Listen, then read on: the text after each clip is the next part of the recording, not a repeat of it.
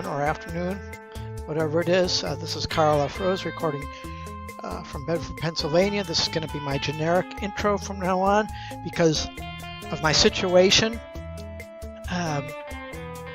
I just have to sneak around to do videos from now on because of the things. Anyway, we're going to get into the video right after this.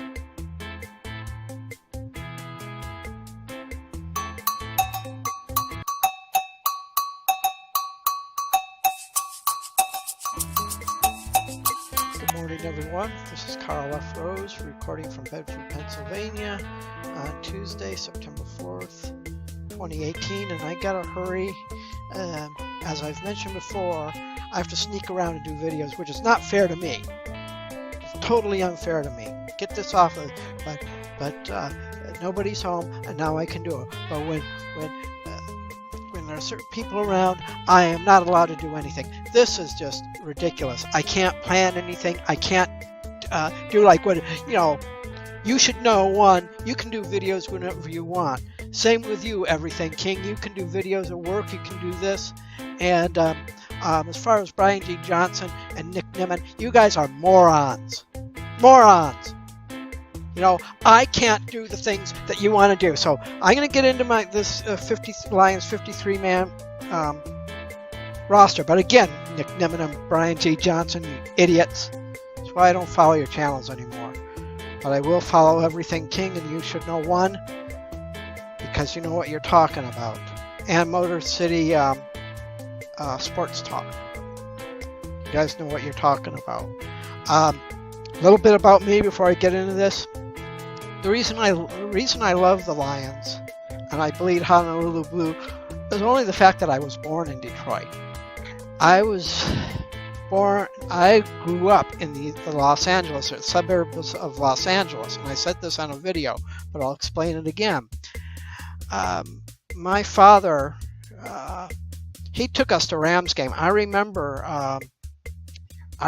Roman Gabriel. I remember the fearsome foursome and the games between the Rams and the Vikings, which was great. Those were awesome games. The fearsome foursome on the Rams versus the Purple People Eaters on the Vikings. Awesome. The one game I remember in particular was the Rams and the Browns, and we saw the retirement game of Leroy Kelly. That was cool. So technically, actually, since most of my life was in the LA area, I should be more of a Rams fan. But my growing up watching football, it was always the Lions, and always on Thanksgiving Day. And it's funny, my older brother, who's a diehard Cowboys fan, and all my friends, they always wonder, why do you like the Lions so much? They always lose, and it's been this way. I've been following the Lions since 1968. And it's the same old story, and I predict a really bad year for them. In fact, I will put this in they will lose 75-0. I'm going to get this one out because I don't think I can get a video of it. But the first game of the week, when they play the Jets, they will lose 75-0 to the Jets. Darnold's going to just have a field day on. They're going to look like a Super Bowl team against the Lions because their defense can't do anything. Offense can't do anything. No points. You won't see the Jets have a good defense. So yeah, 75-0. That's my prediction for Week 1. Now, let me get into the 53-man roster. Detroit Lions starters 53 schedule prediction. Now they predict them 8-8. I predict the Lions 0-16, and I don't even think they're going to get a point all season. I think they're going to get shut out every single game. But I'll do my updates and I'll adjust my things as they go weekly. Anyway, let's get on to this. Okay, quarterback, obviously Stafford there front, and then this bonehead, old man, Castle. I could do a better job than Castle. They need to cut him now. The New York Giants, and the reason I mentioned the New York Giants, I started following the Lions in '68. I started following the Giants in 1970. So I'm just as much of a Giants fan, really close to the Giants and the Lions. So there's a lot of love for the Giants. I mean, I remember the 1972 game when all the Giants had to do was win the game and to do a kneel down, and stupid Joe Pisarcik, the quarterback for the Giants, instead of taking a knee, he fumbles the handoff. The Eagles scoop it up and score and win the game on a kneel down play. That's how bad the Giants were. So I've been following, but at least throughout the years, see the difference between the Lions and the Giants. Throughout all those years, at least the Giants have been to and won. Been to more than one Super Bowl, and they've at least won one Super Bowl. Lions haven't even been to a Super Bowl, so there is something wrong with the Lions' top. And I call them an organized crime family, the Fords. They gotta go. The team is corrupt. They've got a criminal coach. He's teaching all their players to be criminals. Stafford, gambler. No wonder he's throwing the games on purpose. He makes more money from losing games on purpose. Plus, he's getting a bonus from the Lions for losing games on purpose. Tate, I'll get to him in a minute, but Tate is basically a crackhead. He needs to be tossed. They need to get rid of him. Okay. Running back, LeGarrette Blount. Looks like he's. This is, as much as people want Abdullah to go, I think this is a good setup because the Lions will not have a 100-yard rusher individually.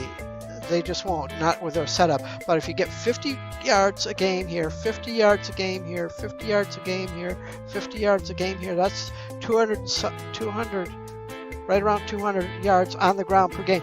That will help them win games if they can do that. Rotate them around. So, and the thing is, the best part about that is you're not wearing down Blount and you're not wearing down Johnson. Biggest thing is fumblehead Abdullah.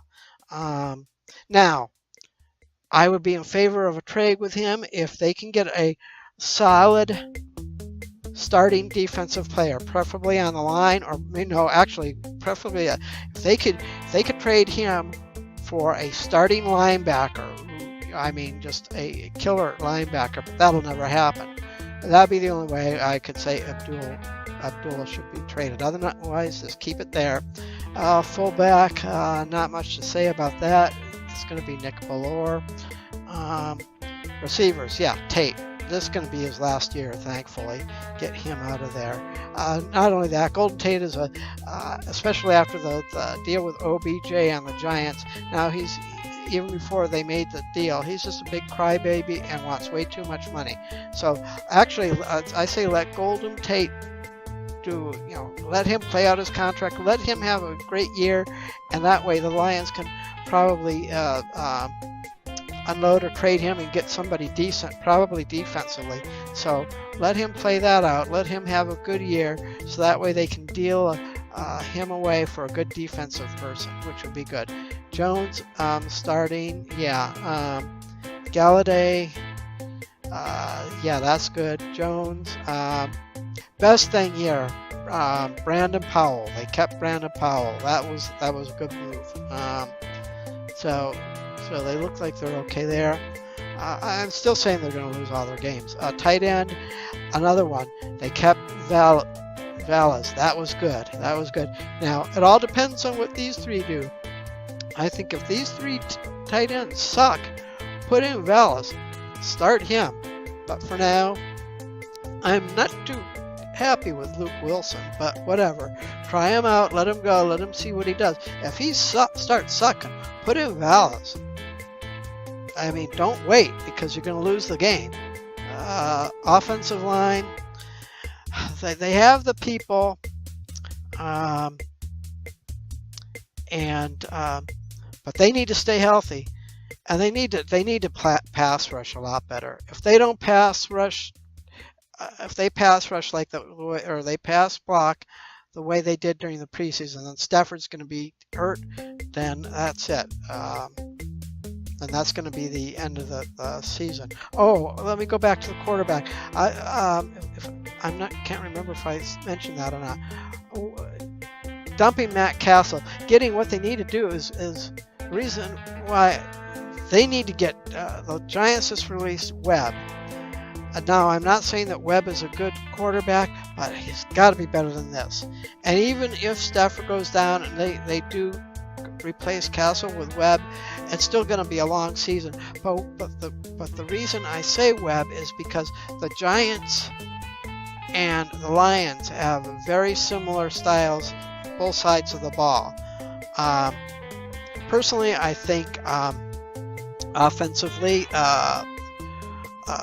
I know Stafford had a big influence in Jim Bob Stan. I think he needs to be demoted and just be a quarterback coach. Have Stafford with the Webb as a backup. Have Cooter just focusing on Stafford and Webb. That would be good. Get on a new offensive coordinator who can get the team going, call the right plays, and get points.